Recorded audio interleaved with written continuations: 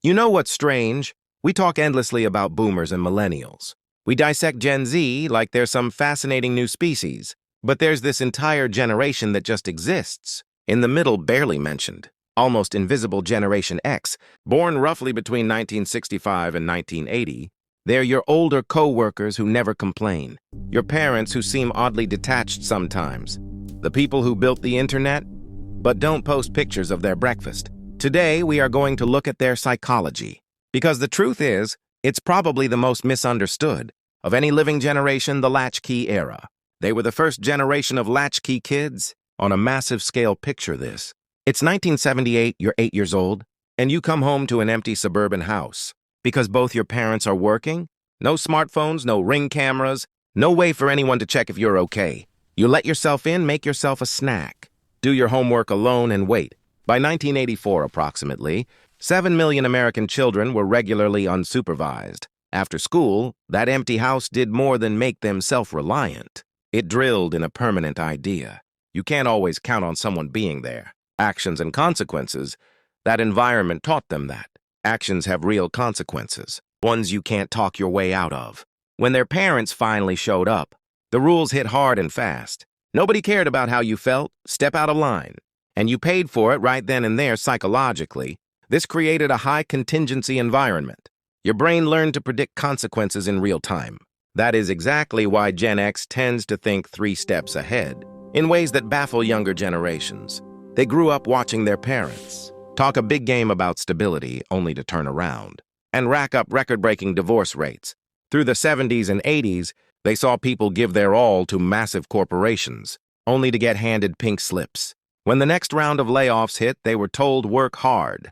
Follow the rules and the American dream is yours. But then the rules just changed right in front of them. The shield of realism, psychologists might call it defensive pessimism. But Gen X, they just call it being realistic. It's not that they're cynical. It's more like they build up an emotional armor.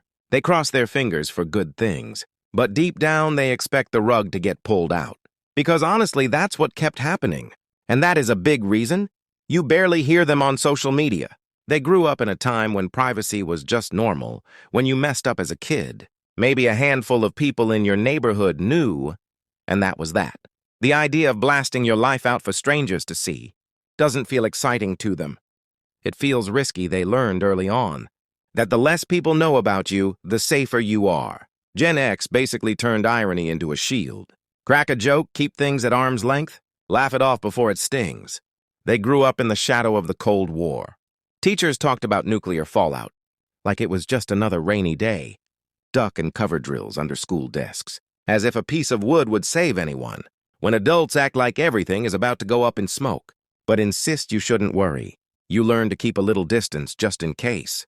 The silent work ethic despite all this. Gen X developed a distinctive approach to work that stands out today. They don't talk about the grind. They don't post about it. They just do it. This work ethic was forged through jobs that seem almost archaic now. Paper routes at 5 in the morning, bagging groceries, working fast food registers, where you had to calculate change in your head. They watched their parents get destroyed. By corporate restructuring, the youngest Gen Xers graduated college, right into the dot-com bubble burst. The oldest ones were hitting their stride. When the 2008 financial crisis hit, they have been economically traumatized repeatedly, so they never believed in company loyalty. But they are fiercely loyal to their own competence. They can't control if they'll get laid off, but they can. Control being the most valuable person in the room. They respect competence, not titles. If you've earned your position through actual skill, they'll follow you anywhere. If you're just someone with a fancy title who doesn't know what they're doing, they have zero patience the weight of knowledge. Before the internet, knowledge had a different kind of weight. Gen X spent hours in libraries, hunting through card catalogs for a single book. Information had a physical cost. It required effort because of that. They valued what they learned differently. They learned to fix things with their hands. When your bike chain slipped, you didn't call a technician. You flipped the bike upside down, got grease on your hands and figured it out. Now they're watching their kids grow up in a completely different world. One with helicopter parents and constant supervision. They gave their kids the attention they never had. But sometimes in quiet moments, they worry they've made them too soft. Too dependent conclusion, Generation X, might be the last generation that truly understands what it means to be alone, with your thoughts to be bored, to solve problems without Googling the answer. They're not better than other generations, just different, shaped by a unique moment in history, when the old world was dying and the new one hadn't quite been born. They are the bridge generation, and bridges don't get much attention. They're just there doing the work, holding things together, expecting nothing in return. And maybe that's the most Gen X thing of all, not caring if anyone notices.